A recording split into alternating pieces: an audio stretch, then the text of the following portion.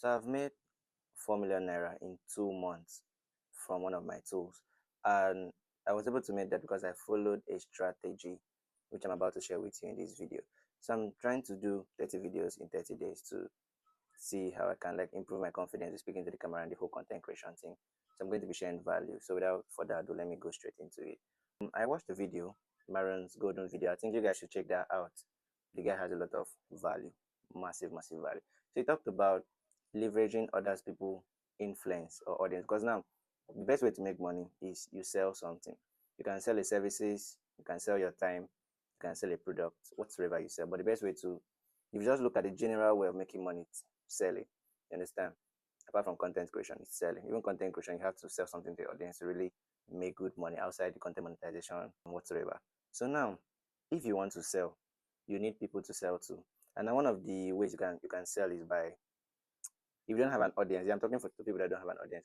One of the ways you can sell is by running Facebook ads. You understand? That is where you can reach people without needing to have an audience. But there is a problem.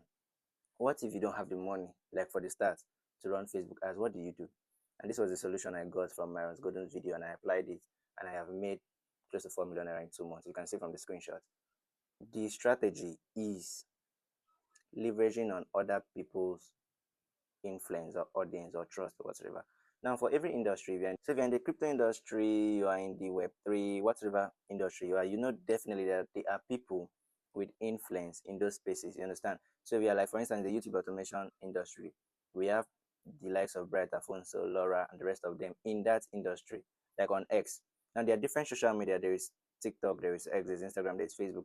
And for each of these platforms, we have different influencers for different niches. You understand? So if you're in the fashion niche or industry, you have an influencer on Facebook that talks about fashion, dress, and do the rest of them. You have an influencer on X. You have influencers across different social medias around a particular niche. Understand? So you're supposed to. What I learned was that you can build a product without having an audience, and then reach out to these people and partner with them. Now, before someone builds an audience of up to 10k, 20k, 11k, 100k followers, you know that they have a lot of trust. They've been able to, a lot of people like what they do, they value, they give whatsoever, but they have a lot of trust. And it is easier to sell to people you trust. You understand? So now you're going to leverage these people trust. Now, when you partner with them, like I built a tool for a community, I reached out to a few influencers in that space. One of them accepted to partner with me. So we partner on a 50-50 basis, and we I leveraged his audience. He posted it to his audience, and because of the trust, although the tool has to be good, because you cannot just sell anyhow into people. In fact, the influencer himself will not accept to partner with you if your tool is not good enough. If it feels like your tool would not save his audience, understand? Because audience confess, yeah. Because if they lose trust, they lose their trust for you, it's going to be hard to sell next time. So now you partner with somebody, you share the percentage of the profit that's going to come out. You guys are going to agree. But I went for 50-50 because this was the first time I was trying to implement this, and I really wanted to get the person to accept the whole thing. And his audience, I was very sure they are going to buy. They trust Melody. He's doing a good job in the industry. So what am I saying? You find an influencer. You might have to speak to so many of them to get one to accept. Understand? Because life is basically a numbers game. You have to do more to be able to get a result. You understand? So you speak to different influencer, you get one to accept or two to accept. You guys split percentage of the profit. They will start posting your product to their audience. Now this is a good thing. They might also tag you. You understand? But also tag you as this owner or CEO or whatever of the product.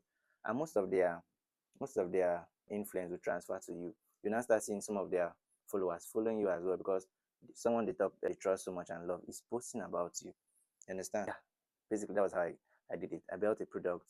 I partnered with somebody. They posted it to their audience, and we made money.